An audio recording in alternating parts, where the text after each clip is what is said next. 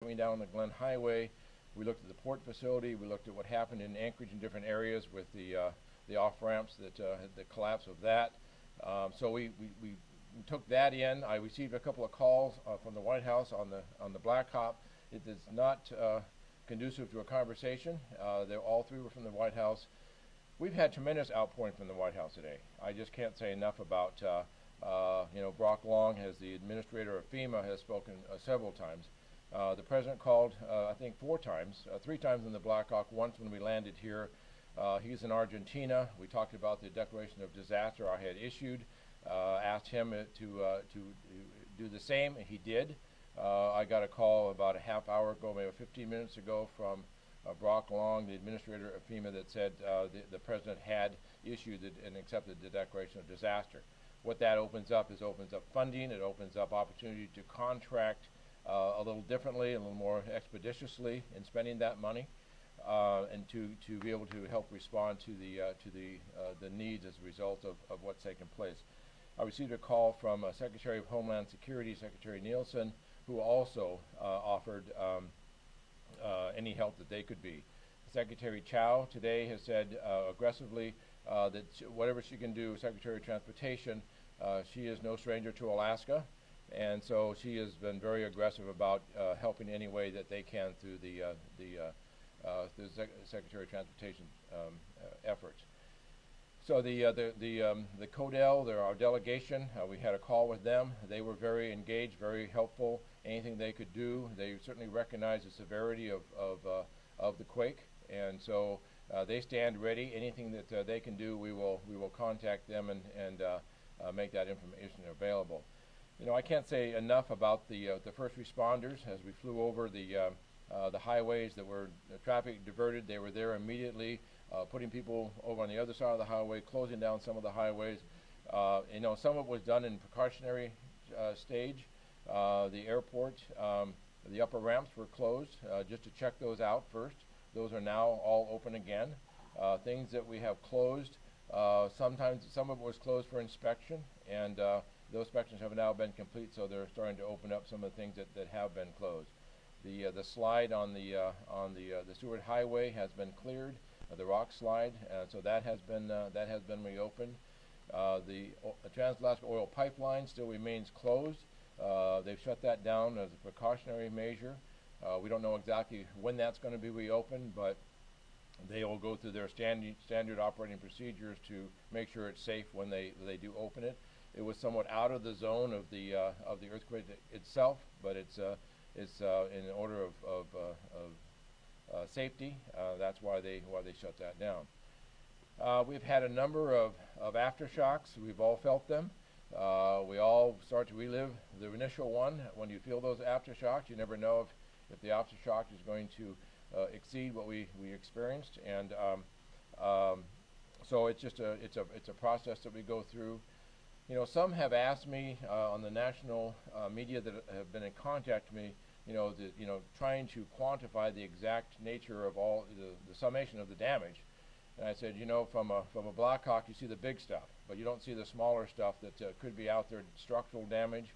Certainly, we saw structural damage in some buildings across the earthquake zone, and so that'll take a while to assess that. And so, a couple of things we want to mention. One is the phones. It's really overloading the system a bit. It's maybe time to send a text. Not necessarily while you're driving, of course, but text is it doesn't have the same level of interference with the phone lines, and everybody has experienced that. I think schools certainly are out, and we understand that they're going to be opening on Wednesday, I believe. So. So it's everybody has responded as you would hope they would. It's been the response here, the response center has been impressive. I certainly reached out to Governor-elect Dunleavy this morning to have a conversation with him, make sure he had my number and I had his number, so that we can keep each other apprised of sort of what's happening as this progresses. So. I'm happy to take questions. We have a list of things that what's open, what's closed, where the damages are. The media has done, I think, an excellent job of conveying what the story is and sort of what the facts are. And so we appreciate the attention that the media had paid to that part of it. So with that, we have folks here who can answer questions specifics better than I. So questions, we'll take those now. Rich? Yeah, Governor. So you said you were at the port, and so that was kind of much more closer to the epicenter than Anchorage. Did you actually land there? Did you actually see any damage? We didn't land. We did land once, but we didn't land at that area. We were able to fly close enough to see if the port itself showed any damage. And of course, I was also taking a look at the port of Anchorage, Port of Alaska. To see there's been some concern about that in the past, and from where we were, we couldn't see that. And Mayor, I certainly was in touch with Mayor Berkowitz this morning as well, and certainly we've reached out to the mayors in the valley, Mayor Wasilla and the borough as well. We had a hard time sort of getting through. The phones have been challenging for us to get to all these calls. So. But the damage and a lot of damage is the transportation infrastructure is what the biggest that we've seen from the air. Governor Walker, this transition in the administration, how will it affect the response to this disaster moving forward? None whatsoever. That's the beauty of our system of government is the transition is something that's very smooth, very comfortable. That's why we've reached out to the incoming administration to advise them of what we're doing, so that there's no surprises for them on Monday. And some of them have been part of what we're doing. So this isn't a time to do anything other than take care of Alaskans, and that's what we're doing collectively, both the incoming administration as well as ours. What kind of time frame are we looking at for some of the roads that sustain damage and are no longer passable? It could be some period of time. I mean, some of them are pretty significant, and so it could be. Commissioner Lucan probably would be a better one. He's busy out doing what he does as a commissioner, but assessing the damage. But I don't think this is a temporary matter of a week or two. This is much more significant than that. Are you disappointed by the level of damage to the infrastructure? Am I disappointed? Yeah. Well, I'm always disappointed any level of damage to infrastructure, and I'm not sure what there is to read from that. We've had not that many years ago. Actually, it was quite a few years ago. There was a damage up in the interior, a significant earthquake that shifted the pipeline back and forth, and that split the Richardson Highway and many different places. So, we are an earthquake-prone area, and we're no stranger to earthquakes in Alaska, but each one brings its own separate challenges, and this one was I thought very strong in comparison to others. How much relief can we expect from the federal government? Well, when the president and I spoke today, he talked a bit about his just coming from California, looking at what happened there, and certainly the discussion talked about how fortunate we were that we do not have the loss of life that they've seen in California with the fires. But there was no dollar amount put on and no limit. They said, let us know what we can do. Let us know what we can do to help. And they recognize the time of the year is as we get into the winter. We have any disruption on. I know we have thousands of folks without electricity right now. The last number I saw was about 40,000. So those are issues that we need to get resolved rather quickly. He tweeted that the federal government will spare no expense to help Alaska with the disaster. Do you believe that? Well, that's what he said. I mean, that was his message. It was not about here's what we'll do. He said we're gonna fix Alaska, and so we're gonna make sure we'll help you get this taken care of. And I was very pleased about that. Somebody asked me, would I accept federal money for this? And my response was, I would, and I'm going to guess that, Governor-elect Dunleavy would as well, when the federal government comes in to help. At the '64 earthquake, it was the National Guard were the first team that arrived in Valdez the next morning. And so for me to be in a National Guard, Black Hawk helicopter today took me back to, a point in time that was very pivotal for me and also for this state. So, I just can't say enough about the National Guard. They train day in, day out for being prepared for disasters, and today was They were just absolutely stellar today, and what took place downstairs in this building, and you know, moving people around. They, you know, moving our team out to look at the damage.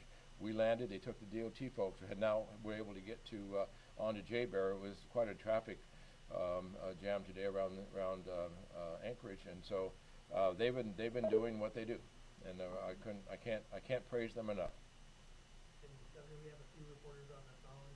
First, if James Brooks, if you have a question, go ahead and ask.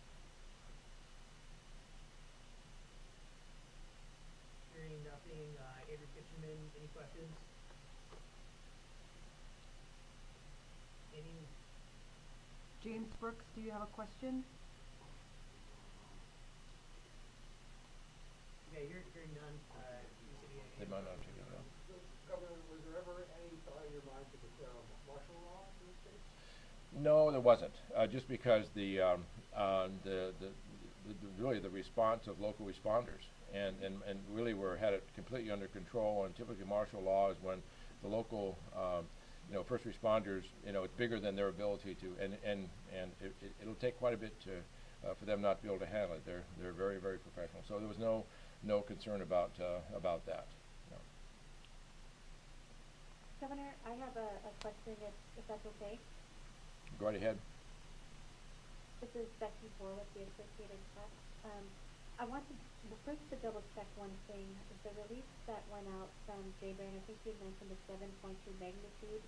The last that I had seen from the Earthquake Information Center was 7.0, so I just wanted to verify the 7.2 or where that was coming from.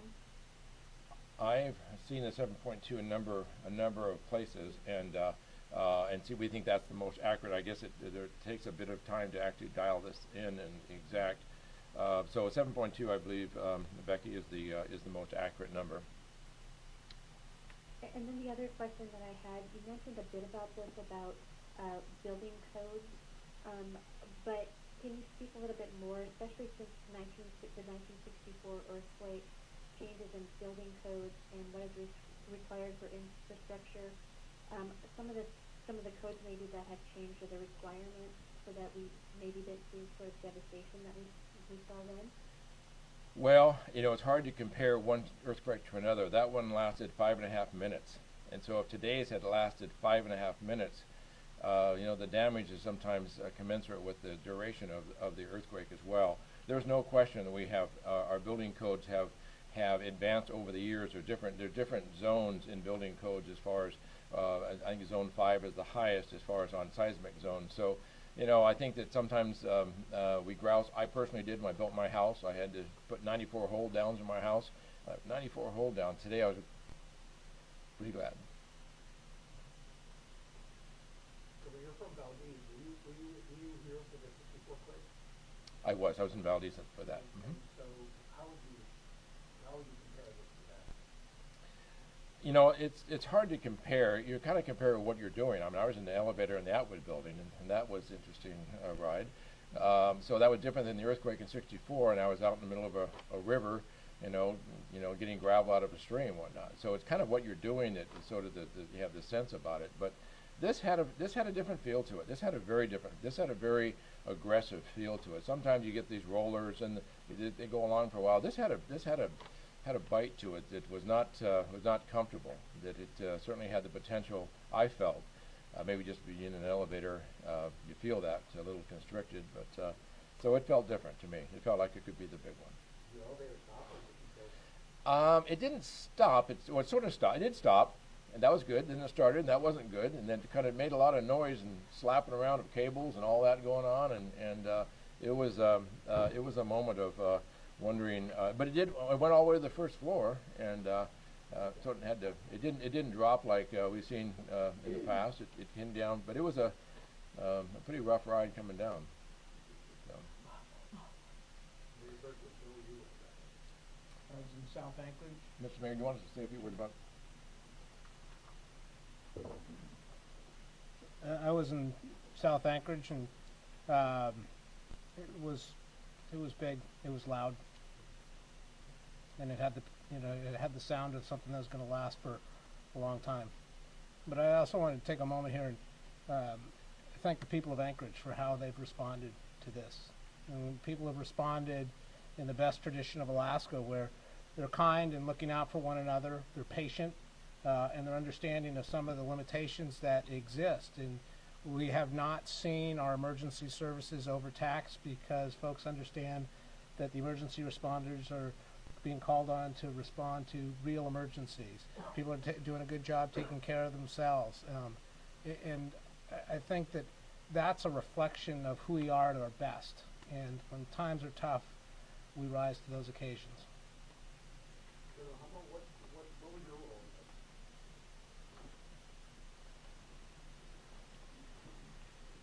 Well, I came in off of an all-night flight and had just laid down for a little nap before coming into work. So my initial role was I was rolling all over my bed, and and then did what I hope all Alaskans do. You know, get up and find the flashlight and find the first aid kit and do the initial assessment.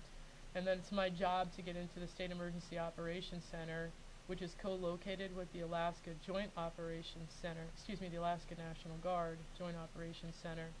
And by the time that I got in and through the traffic, all the folks were in and doing exactly what they trained to do.